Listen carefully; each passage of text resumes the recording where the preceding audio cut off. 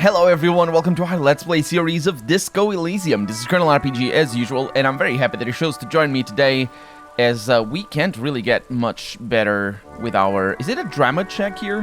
I don't think so. Vigilance officer, what can this old carabiner do for you? It is a drama check. We can get some more points into drama through the use of our clothes, but it's kind of tricky. I kind of don't want to do that. But I kind of want to. You know? Renee told me about, his war story. Now I could impress him with my heroics. I'm gonna fail. But, you know, failure could be a fun thing. It is a fun thing sometimes in Disco Elysium. Let's find out. But first... It is such a pleasure to see you again, officer. Yeah, we've been here for a little while. We have a lot of things to do, and I keep forgetting about half of them. So, I want to look at my drama clothes. And we have... Oh, we have a couple of drama clothes. Here, put that over there. Put this over here. And it's making pung sounds. So it is going up. It's just not going up enough. And that's because I can't use this. Because that means taking the horrific necktie off. And I think that just implies... There's things that happens. I don't know what they are, but they do. Did we get any drama? Guess what? Oh, it's not any better. Oh, yeah. Well, we did get some. This is for extra. No, this is. Wow, that jacket is not good. It has downsides. You don't want downsides in your jacket. It's not a good cut. It's not a good cut. Now let's do it. Hello. Vigilance officer, what can this old carabiner do for you? 42% is not bad at all. It's a red check, though, so... Let's do it. Renee told me a war story. I'll impress him. Unfortunately, there doesn't seem to be anything worth mentioning among your achievements. You should resort to good old lying. Renee, I'm gonna lower my voice. I'm ex-army, too. Special Forces, Black Ops, Secret Soldier. Really? Suddenly, it feels like he's entitled to question you. What was the unit? The 5th? Are you asking me? Or telling me? Asking? I'll stop you right there, son. He raises his hand. I'm old, but I'm not stupid. I know a soldier when I see one. We'll get back to our game now, if you don't mind. Strange. He didn't buy it. Strange indeed. I saw the statue of Philippe III near the roundabout. Ah, yes! King Philip III, on his steed. A reminder of what Revachol once was. Oh, absolutely. He smiles as if reliving a pleasant memory. At the mercy of a cocaine-snorting tyrant who emptied the treasury so he could sleep on a bed of gold. Cocaine? Cocainum? Sounds like our kind of king. And just imagine what kind of cocaine a king would have had. A superpower, feared and respected. A testament to what this country can be under the leadership of a true king. Someone who knows how to rule. How should a true king rule? Decisively, without fear of offending the sensibilities of the frail and weak-minded among his subjects. This is something the insurgents never understood. Powerful leaders, not afraid to do what must be done. That's what this country needs. Revachol would be a different place if more people realized that. He gently rubs his chest. We could still be the... Don't get started on that again. What happened, happened. There is some weariness in his voice now. He's heard this rant many times before. The carabiner doesn't reply, but his entire being communicates unbreakable resolve. What was that about cocaine? Oh, old Philip was a big fan of the purple nose candy the nobility loved so much. A cocaine connoisseur of sorts. He chuckles. His egocentricity is borderline legendary. You can't even take the responsibility for yourself. How could you fathom the responsibility weighing on the shoulders of a ruler? He asks, obviously annoyed. That's why the Philippian kings use cocaine, for clarity of vision, to aid in their work. Regnum cocainum. Revachol's finest years. He seems to grow taller, brimming with pride about the past. I'm satisfied with this explanation. I'm sure you are electrochemistry, Of course. the lieutenant marks dryly. Clarity of vision. Awareness. Philippe III was even brought into this world with the help of cocaine.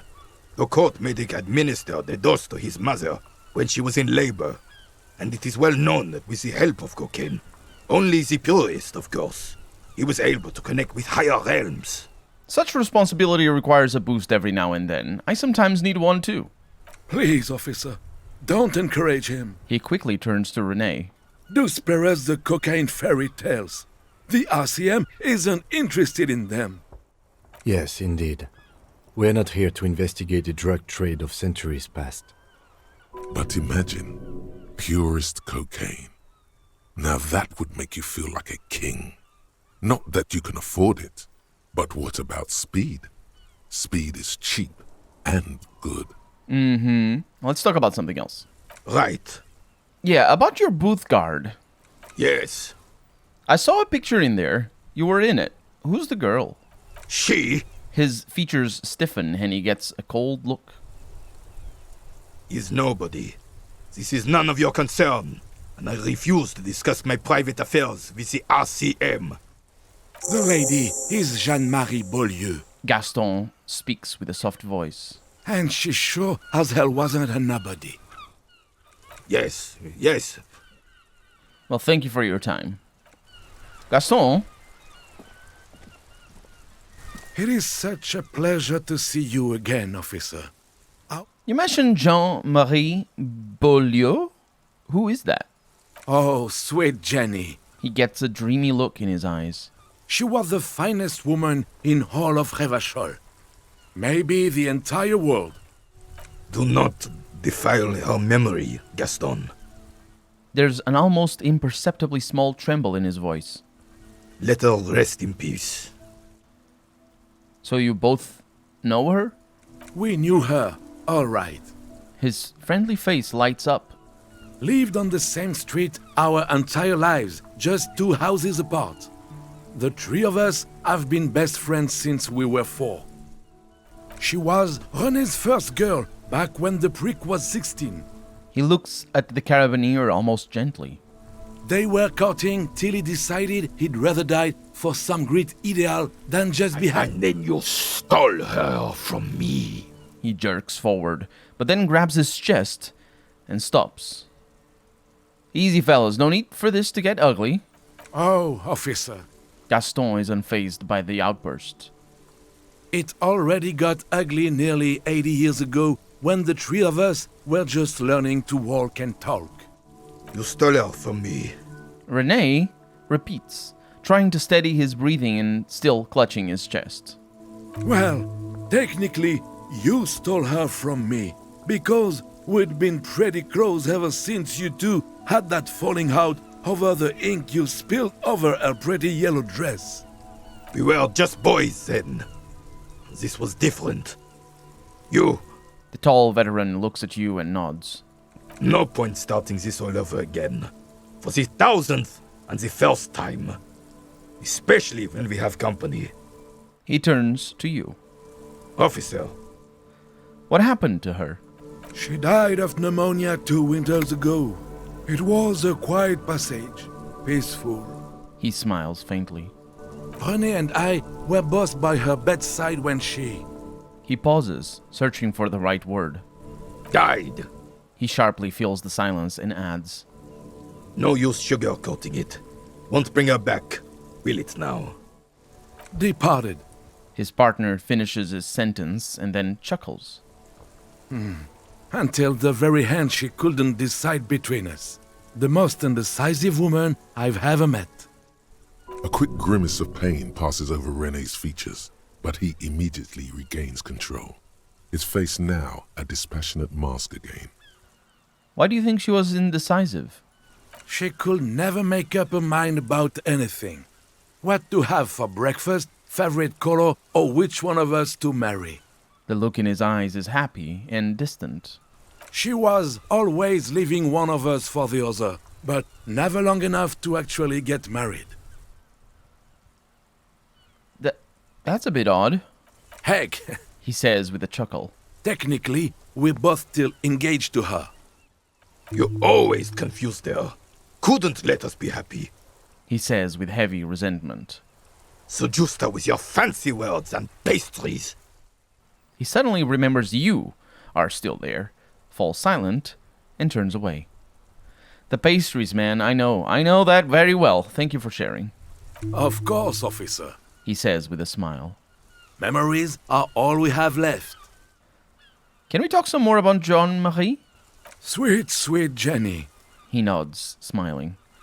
Ask away, officer. I knew her all my life. No, I think that was that. Of course, officer. Okay, I'll see you later then. Renee, do you want to talk more about that? Vigilance officer? I understand Jean-Marie meant a lot to you, There's nothing for you to understand here. he snaps. It is not her death you are investigating. Where was the photo of you two taken? Revival Fair of 91 in the Forberg district. His eyes turn to the sea.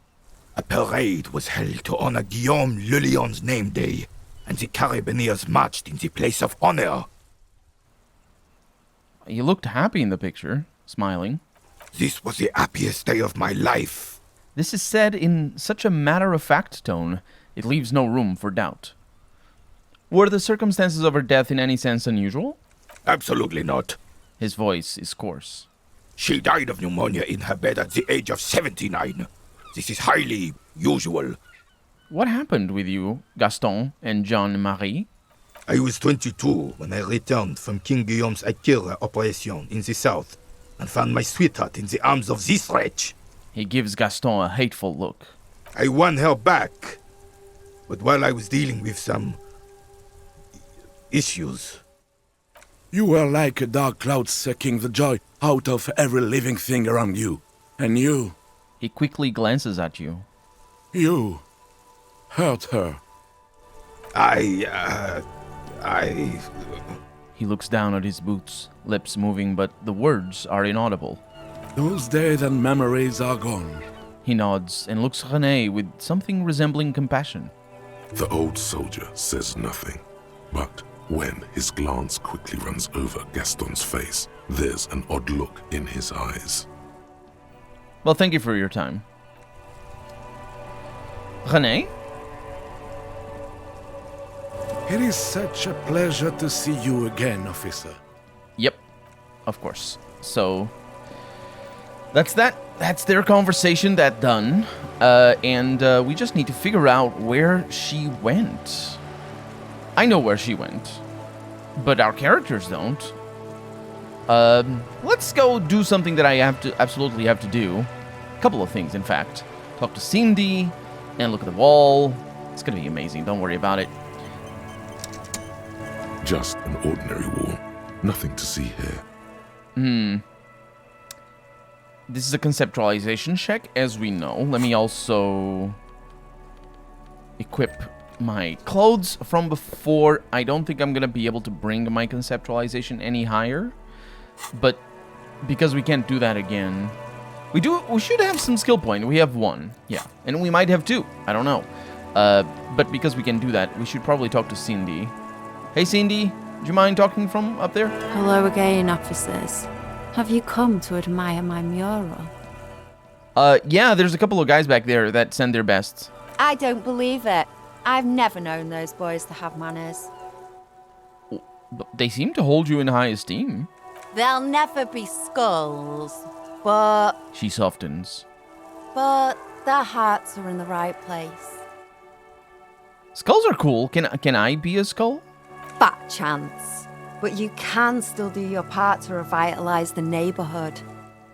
Oh, doing my part. That sounds like a thing a moralist would do. Okay then, how's that? She throws you a conspiratorial glance, then presses her finger to her lips and squints up at the sky, as though straining to hear something in the distance. Have you noticed the quiet? Every so often, you might hear a gunshot pierce the air somewhere in Jamrock. But in Martinez, no gunshots, no sirens, The people are languishing in boredom and complacency. This place is a sepulchre. We'll paint it red. We bring the raucous. You bring the sirens. I... Catch you later, Cindy. I don't know if that did anything. You know, for this. I doubt it. Just an ordinary wall. Okay, let's give it a shot. Let's give it a shot. Conceptualization. We have to do it, right? We have to do it. Let me look at my clothes. Find my conceptualization pants. I look pretty good, actually. The l'orange jacket over here with summer plans, and the white satin shirt with a real statement to wear. That's the what is that called in English? It's not quote-unquote statement, but it is just emphasis. It's for emphasis. This game actually does it consistently. I'm not sure. I'm not 100% sure why it does it consistently, but it does. Instead of using quotes for emphasis, it actually, which it shouldn't, because quotes are not meant for emphasis. It uses those things, which are indeed meant for emphasis. So, just an ordinary wall. Nothing to see here. Yeah. Nothing to see here, but the problem is my conceptualization didn't really apply. Because you see it, finally. This wall is sublime. Look at it. The shadows, the colors. The question was, why am I looking at this wall? The question we've been asking all along. And the reason is because I see it, finally. Let the conceptual joy flow into your pupils and blossom into thoughts in your brain. All the other walls on all the other houses must make a pilgrimage in adoration of this, the uncontested pinnacle of wallcraft, color peeled from the very face of God. More. Oh, Wallfather. Kim, I must paint this wall, add even more beauty to it. Huh? He sounds tired of it all. Cindy the Skull has all the necessary materials. Talk to her. First, I know you're tired, Kim, but take another look at this wall. Draw nourishment from its beauty. Mm-hmm. Sure. The lieutenant looks up at the wall reluctantly and then back at you. I must talk to Cindy, get the necessary materials from her. He sighs, then adds in a resigned tone. If you must. I did it. I did it. Cindy.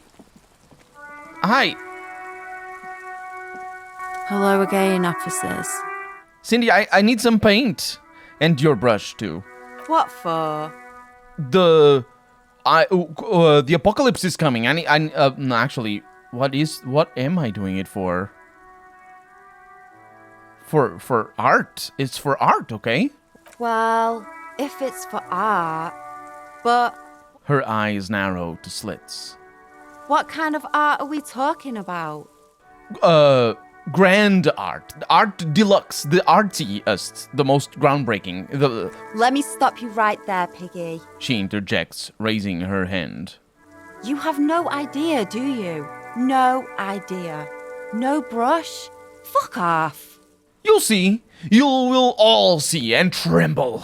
Yeah, not gonna hold my breath, Piggy. You look like you'd suck. Everything, really. She quickly adds. I'm gonna attempt to explain my artistic intentions then. And I fail miserably. They do say the painter always paints his own portrait. I'm going to paint a self-portrait, but sort of, from the inside, to show people what it's like. That's pretty fucked up. Even for you, Piggo. Stop belittling me, Cindy! Stop quivering like Jello. Then you won't get fucked. What if I add some interpretative dance? She looks you up and down. I think everyone would rather you didn't. Oh, okay. I won't do that. Please just give me some paint and a brush. I need to do some art. You're a real sad sack. You know that? Go ahead then. She drops her paintbrush into the puddle below. Art it up. Just try not to hurt yourself. and no self-portraits. Thanks, Cindy. I'm gonna pick the brush up. Oh, but I'm all out of fuel oil. You know what you should be able to find in your government-issued vehicle? Red-dyed heavy fuel oil. Can't I just use paint? Are you kidding me?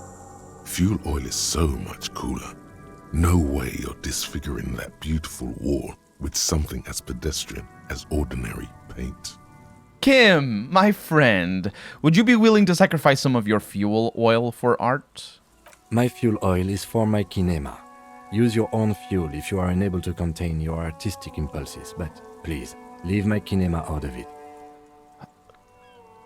Okay. Really? He doesn't lend me... Oh, I got a brush, though. A paintbrush belonging to Cindy the Skull, an aspiring artist. The Cindy the Skull is. Its bristles smell nauseatingly of heavy fuel oil. Specks of red, orange, and green paint cover the aluminium ferrule. Do I have a quest? Add even more beauty to the wall. Find government-marked heavy fuel oil and return to the wall. Well, Kim, that's a problem. That's a serious problem. Oh, I can't even interact with the wall. Oh, maybe Kuno knows where to get some, or maybe I could ask Kuno to steal some fuel oil from Kim. That sounds like a thing my character would do. I'm sure it's possible to convince Kim to give me the fuel oil. But let's ask Kuno. I also know where. I think I know where to go. I know where to go for a lot of these things, but you can definitely get a little bit lost on some of these quests, and they need to take a sort of a back seat for later. But not in this Let's Play. I'll try to keep them, together. Kuno. Fuck does Kuno care? The boy turns to you. He doesn't care.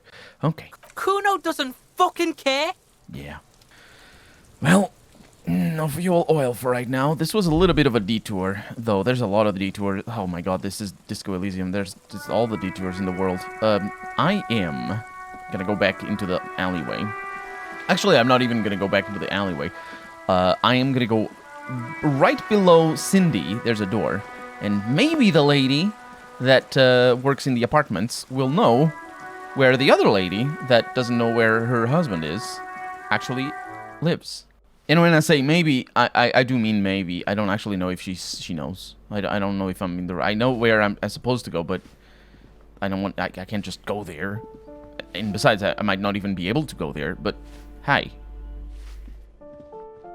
Give me a moment. Yeah, I have a few questions about those apartments. Ask away, policeman. Oh, there's a lot of questions here that I kind of forgot, didn't I? Why is there a hole in the wall in the abandoned apartment? Some lunatic lost his mind. All kinds of morons pass through these halls. And the walls, apparently, because of the hole.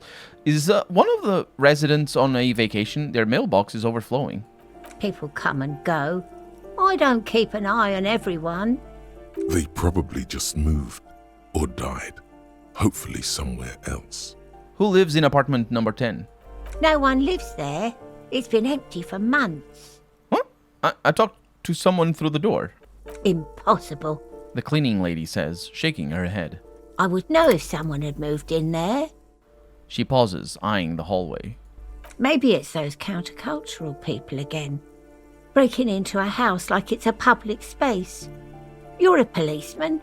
Be good and take a look, will you? Sure, I'll go see what I can find. Great. Young people. They're worse than rats.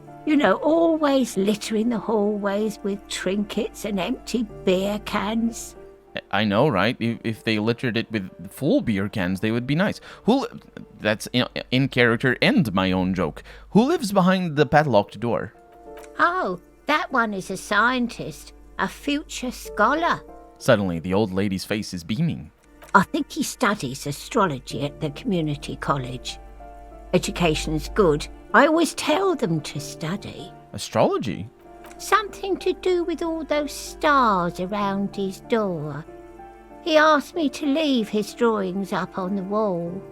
You mean the star and antlers? I think that's a symbol of communism. The symbol of what It's It's an ideology. It has some noble aims, but it's also been used to justify terrible bloodshed. And of course, every time we gain a morale point from one of these options, it's the moralist option. The cleaning lady shrugs and returns to sweeping. The clash of ideas and atrocities are as far from her world as fairies and wizards. Tell me about the man who lives at the end of the hallway. Uno de Reuter? I don't want to talk about the waiters. The cleaning lady mutters. She starts digging for something in her pockets.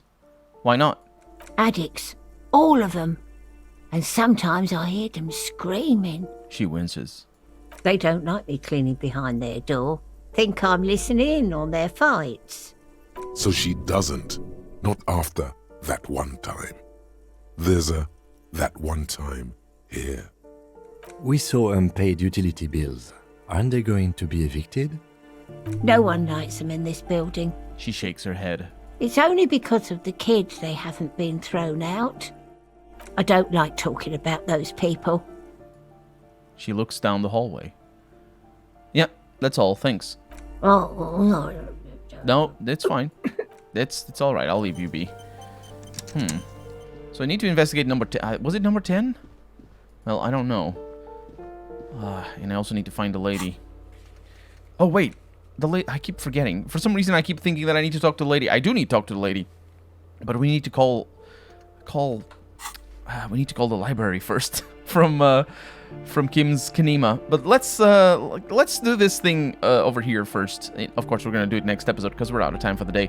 So for right now, I'm Colonel RPG, and this has been Disco Elysium. I really hope you've enjoyed it. And if you did, go ahead and leave a comment, like the video. But above all, thank you so much for watching, and I hope I'll see you next episode. Bye-bye.